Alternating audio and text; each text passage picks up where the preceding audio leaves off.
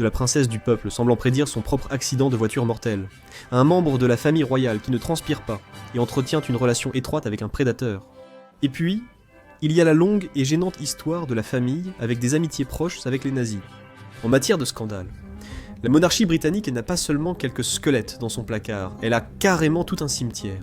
Dans cet épisode de The Infographics Show, découvrons les scandales royaux les plus choquants de l'histoire britannique. Numéro 10. Le 9 août 1992, la duchesse d'York, Sarah Ferguson, a pris un jet privé pour la Côte d'Azur. Âgée de 33 ans riche, elle venait de rompre avec le prince Andrew, dont vous entendrez beaucoup parler. L'accompagnaient ses jeunes filles, la princesse Béatrice et Eugénie, ainsi que quelques agents de protection de la police, et une nourrice. Tout cela aux frais du contribuable, bien sûr. Ils avaient loué une magnifique ferme où ils comptaient s'asseoir autour de la piscine et profiter du soleil français. Du moins, c'était le plan. Un paparazzi français a trouvé la retraite royale et s'est faufilé dans les broussailles pour prendre des clichés précieux. Et ce qu'il a vu valait son pesant d'or. Une américaine se rapprochant d'un membre de l'élite britannique. Mais si cela ne suffisait pas à traîner la réputation royale dans la boue, il était en train de lui sucer l'orteil. Le suceur en question était son conseiller financier, John Bryan, un riche Texan. Comme vous le verrez, Fergie aimait les hommes fortunés. Alors qu'elle appliquait de la crème solaire sur le crâne chauve et luisant de Bryan, il décida de lui rendre la pareille en accordant une attention particulière à ses pieds. Le photographe a touché ses 60 000 livres du Daily Mirror. Et plus tard, les images de la scène des orteils ont été diffusées et affichées dans les journaux du monde entier. C'était le début des années 90. Les membres de la famille royale britannique n'étaient pas censés faire ce genre de choses. Certainement pas, hein. Alors que le divorce de Fergie et Andrew n'était pas finalisé. La reine Elisabeth a convoqué Fergie à Balmoral pour la réprimander. Et puis vint l'intrigue. Les journaux ont affirmé que Diana, princesse de Galles, avait informé la presse sur l'excursion française de Fergie.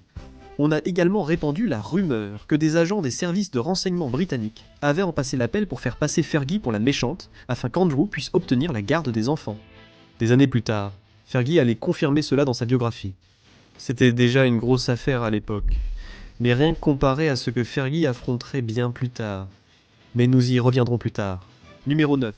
Lord Louis Mountbatten était l'oncle maternel du prince Philippe, mari de la reine, et un cousin au second degré du roi George VI. Il n'était pas membre de la famille royale, mais il en était très proche. Ancien vice-roi des Indes et décoré des 2 guerres mondiales, Mountbatten comptait parmi les figures majeures du pouvoir britannique. Il a découvert le scandale dans les années 1970. On l'a sollicité pour soutenir un coup d'État préparé par le Military Intelligence, 5 et l'establishment britannique. Peut-être même des membres de la famille royale voulaient évincer le Premier ministre Harold Wilson. L'establishment et la CIA pensaient que Wilson était trop à gauche, voire un communiste caché. Ils avaient tort. Cependant, quelques espions et alliés ont quand même comploté pour discréditer les politiciens de gauche via la propagande de l'opération Clockwork Orange. Parce que Mountbatten était largement admiré par le public, les conspirateurs imaginaient qu'il dirigerait un gouvernement provisoire d'unité nationale, une fois que Wilson a été évincé. Mountbatten a refusé, et le coup d'État n'a jamais eu lieu. Mais ce n'était pas la fin de ces scandales. Il était marié à Edwina Ashley, la fille d'un baron et héritière d'une riche lignée de comtes, ce qui en grande partie détenait la Grande-Bretagne alors. Ce mariage les a rendus tous les deux incroyablement riches, mais c'est sa vie amoureuse en dehors du mariage qui a fait sourciller certains. Son chauffeur des années 1940 a plus tard déclaré que Mountbatten fréquentait un célèbre club gay à Malte alors que l'homosexualité y était illégale. Une rumeur scandaleuse circulait sur un homme destiné à devenir chef d'état-major de la défense. Les Américains, dirigés par le chef du FBI J. Edgar Hoover, lui-même possiblement homosexuel, avaient un dossier sur Mountbatten, peut-être pour s'en servir comme moyen de pression. Le bureau a écrit que Mountbatten avait une moralité extrêmement basse. Des témoins se sont ensuite manifestés, affirmant qu'ils avaient amené de jeunes hommes à Mountbatten. Certains ont affirmé qu'un cercle d'hommes distingués recevait de nombreux hommes dans de grandes demeures pour des orgies. Et les victimes se sont également manifestées. Cela n'a été révélé que longtemps après la mort de Mountbatten. Il avait été tué dans un attentat de l'armée républicaine irlandaise.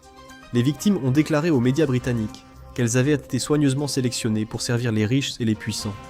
L'enquête est en cours. Cela ne donne pas une bonne image de la royauté britannique. Passons à l'ambiance avec les nazis, numéro 8. En 2005, les médias britanniques ont affirmé que la famille royale tentait de limiter les dégâts.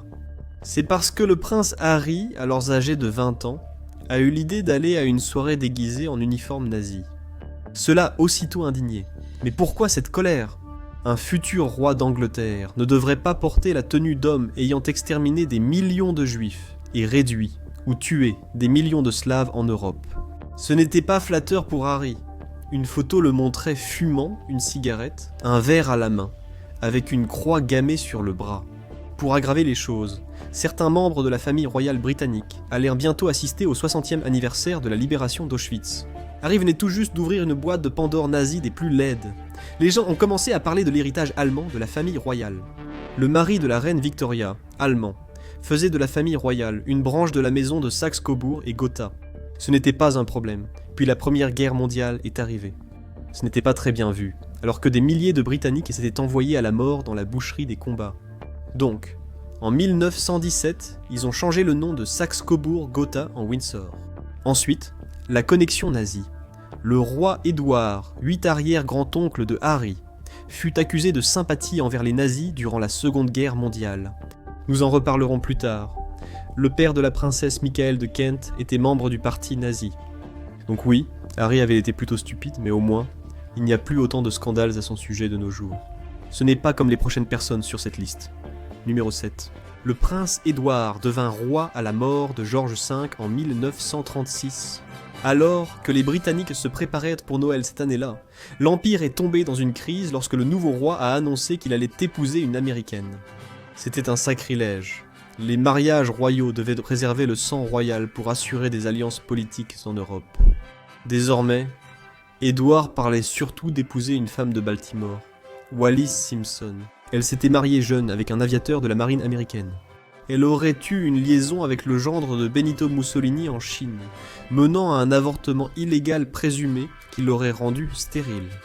Même si ce n'était pas vrai, sa relation avec Édouard était déjà en crise.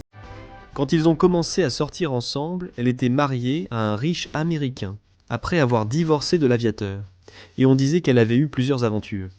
Par des amis riches, elle a rencontré Édouard, prince, qui est tombé fou amoureux d'elle. Après l'abdication de son père, des rumeurs ont dit qu'Édouard voyait encore la mondaine américaine. Cela paraît anodin aujourd'hui, mais à l'époque, cela risquait de renverser la monarchie. Simpson a ensuite nargué tout le monde en annonçant « Bientôt, je serai reine d'Angleterre ».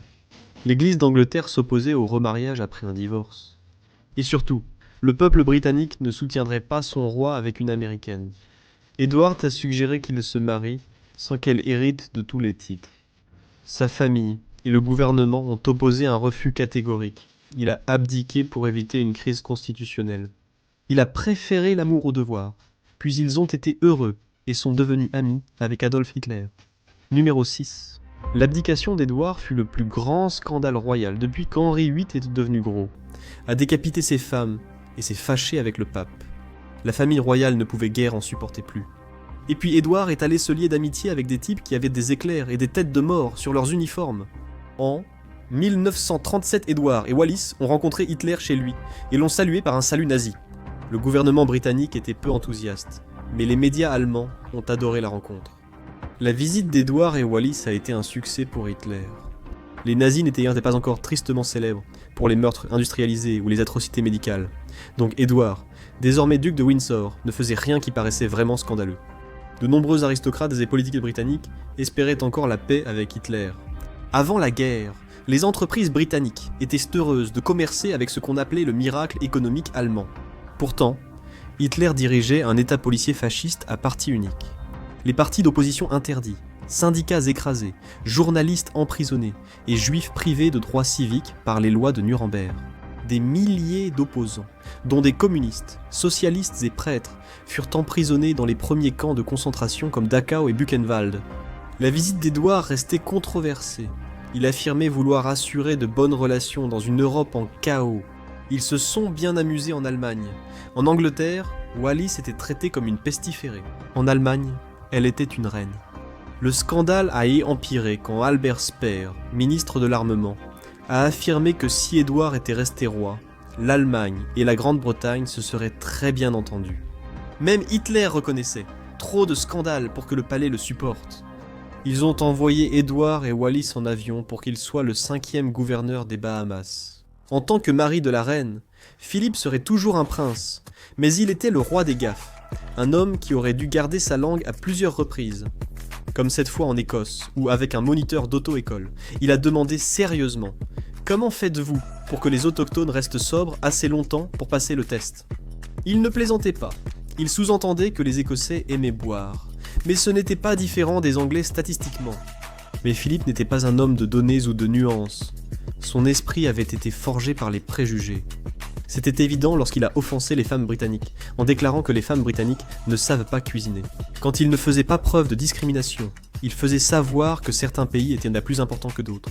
En 1969, lors de son devoir royal au Canada, il a coupé le ruban à une inauguration et déclaré « Je déclare cette chose ouverte, quoi que ce soit. » En 1986, il s'est pratiquement condamné à être annulé à vie lors d'une visite d'État en Chine. S'adressant à des étudiants britanniques apprenant le mandarin, il les a prévenus. Quand vous rentrerez, vous aurez les yeux bridés. Quand un étudiant britannique a dit qu'il ne vivait pas avec des familles chinoises, Philippe a répondu que les Chinois refusaient de se mélanger aux barbares. Rappelez-vous, il était en mission officielle, tout comme il l'était en Australie en 2002 lorsqu'il a demandé à un entrepreneur autochtone si les siens lançaient encore des lances. Des années plus tard, Philippe a dit à une infirmière philippine que les Philippines devaient être à moitié vides. Vous êtes tous ici à faire tourner le NHS, ce n'était pas un compliment. Les membres de la famille royale, malgré leur richesse, ne devraient pas mépriser la classe ouvrière. Mais Philippe s'en moquait. Un jour, il a demandé à des femmes de l'East End de Londres « Sur qui vivez-vous au crochet ?» Cela signifiait « Où percevez-vous votre allocation ?» en supposant qu'elles ne travaillaient pas. Plus tard, il a dit à un homme d'affaires indien « De nombreux membres de votre famille sont ici ce soir, juste parce que certaines personnes dans la foule avaient la peau brune. » Et c'était en 2009, il n'était pas beaucoup mieux avec les enfants. En 2001, un garçon lui a confié rêver d'aller dans l'espace un jour. Et Philippe l'a regardé et lui a dit « Tu es trop gros pour être astronaute. » Bon, passons au top 4. Des scandales ont démystifié la monarchie comme jamais. Numéro 4. En 1993, le prince Charles, aujourd'hui le roi Charles III, venait de se séparer de la princesse Diana. Il y avait des rumeurs selon lesquelles il aurait eu une liaison avec une femme nommée Camilla Parker Bowles. Il s'est avéré que ces rumeurs étaient vraies. Cette année-là, les tabloïds ont diffusé la transcription d'un appel où Charles révélait à Camilla son alter ego secret, Tampon Man. La conversation datait du 17 décembre 1989, à l'époque, où Charles était encore marié et supposé aimer Diana, dans ce que le public britannique pensait être un mariage de conte de fées. Camilla, bien sûr, était aussi mariée. Mais c'est ce que Charles lui a dit qui a fait exploser le toit du palais de Buckingham. Il lui a dit qu'il voulait être à l'intérieur d'elle. Mieux encore, il a ajouté qu'il voulait se réincarner en une de ses petites culottes. Il a plaisanté en espérant revenir sous forme de tampon. Et elle a répondu « Oh, quelle merveilleuse idée !» Ce à quoi il a dit qu'il finirait probablement par être jeté dans les toilettes. « Oh, chérie !» a-t-elle ri. Au moins il avait de l'humour. Il a passé le reste de la conversation à organiser leur prochaine rencontre secrète et à choisir la maison du riche où ils se retrouveraient. Problème de riche numéro 3. En 2015, le prince Charles a rencontré un homme politique qatari, comme la plupart des chefs d'État. Et comme dans un vrai film de gangster londonien. Il est reparti avec une grosse liasse et quelques sacs en plastique d'une épicerie chic, tous remplis de billets. Environ 26 millions de livres. L'argent liquide devait aller à une œuvre caritative de Charles, mais cela donnait une mauvaise impression. Les médias ont commencé à parler de la culture du cash contracté parmi les membres de la famille royale britannique, ce qui signifie que l'argent peut faciliter les choses.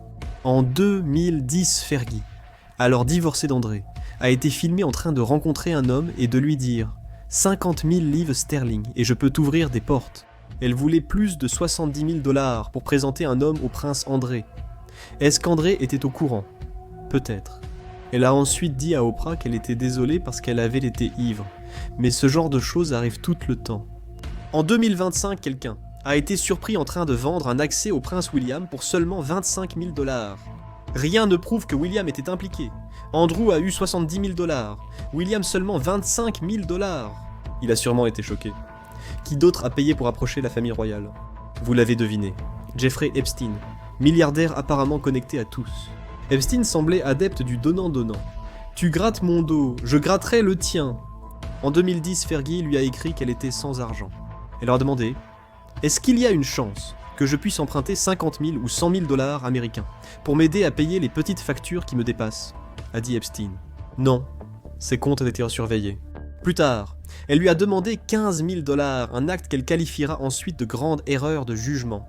Peut-être, mais la duchesse de la dette et le financier déchu n'ont pas vraiment coupé les ponts. Ils sont restés en contact, André gardant aussi la flamme chez lui. Monsieur Epstein était furieux de la remarque sur sa grande erreur de jugement, d'autant plus qu'elle évoquait ses crimes. Il a écrit à son complice, Jean-Luc Brunel, et a exprimé sa déception que la duchesse l'ait abandonné. En secret, elle lui a de nouveau écrit, et s'est excusée, lui assurant qu'il était un ami fidèle, généreux et suprême. La rumeur disait qu'il finançait Fergie depuis des années, non pas par charité mais pour avoir un accès privilégié. Elle était un raccourci social, une ligne directe vers le palais. Le problème, c'est qu'elle avait des habitudes coûteuses. En 2010, il avait été rapporté qu'elle était en faillite, avec 5 millions de livres de dettes. D'accord, parlons de Diana numéro 2. Le 31 août 1997, la voiture de la princesse Diana s'est écrasée dans le tunnel du pont de l'Alma à Paris, la tuant. Son amant, Dodi Fayed, fils du milliardaire Mohamed Al-Fayed, propriétaire flamboyant de Harrods et du club Fulham, et le chauffeur Henry Paul. 17 caméras de vidéosurveillance surveillaient ce passage souterrain. Pourtant, aucune n'a enregistré l'accident lui-même. Ces zones d'ombre ont alimenté rumeurs et scandales. La voiture a-t-elle été sabotée? Qu'est devenue la Fiat blanche vue dans le tunnel? Mohamed Al-Fayed, un homme aussi controversé et inquiétant que riche, affirme que Diana et son fils ont été assassinés, et il n'était pas le seul à le penser. Mais pourquoi pensait-il cela? La lettre de Diana à son ex-majordome et ami, écrite en 1993, disait « Cette période de ma vie est la plus dangereuse. Mon mari prévoit un accident dans ma voiture, une défaillance des freins et une grave blessure à la tête. » Afin de lui ouvrir la voie pour épouser Tiggy, elle faisait référence à Tiggy Ledge Burke, une ancienne nourrice des 2 enfants de Diana.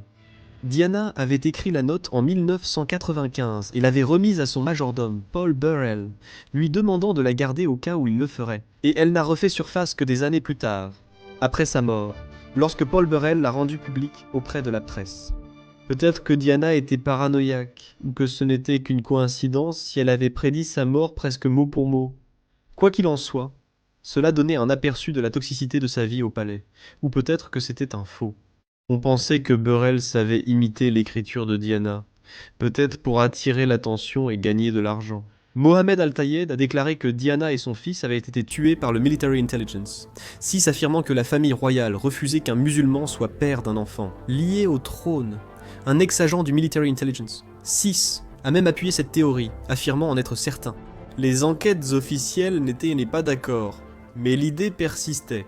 Le public savait que les services de renseignement britanniques avaient déjà approuvé des assassinats, alors pourquoi pas contre une femme décidée à déshonorer la famille royale? C'était sans doute le scandale le plus grave auquel la famille ait jamais été confrontée. Et puis le prince André est arrivé, et a dit « Tiens ma bière ». Numéro 1, le fils prodigue, un Peter Pan passionné par les ours en peluche. Le prince André illustrait ce que devient le privilège mal utilisé. On pense que la reine a tenté de le protéger enfant. Mais elle n'avait apparemment pas lu ses livres. Affirmer qu'un enfant trop gâté deviendra un tyran adulte. Plusieurs employés du palais ont déclaré qu'il les traitait très mal, les renvoyait sans raison et les méprisait, sous ses chaussures royales. Il faisait disposer ses 50 à 70 ours en peluche, soigneusement sûrs et autour de son lit, tous dans la bonne formation, et les domestiques devaient le connaître tous leurs noms. Si un ours était mal placé, il devenait furieux, a confié un domestique à la presse. J'ai même eu une journée de formation. C'était tellement étrange. Après tout, c'était un homme adulte qui avait servi au Malouines. Voilà ce qui arrive quand on gâte un enfant avec luxe et des privilèges. Il était corrompu, un produit défectueux. Et puis il y a eu sa relation trouble avec son vieil ami Jeffrey Epstein. La vérité, c'est qu'André n'est pas très doué pour se sortir des ennuis. Ce n'est pas un homme de la rue. Photographié avec le bras autour de Virginia Giffray, l'une des victimes d'Epstein, il a ensuite prétendu ne pas s'en souvenir. Il a aussi nié être allé en boîte de nuit avec Giuffre adolescente, où il aurait beaucoup transpiré en dansant.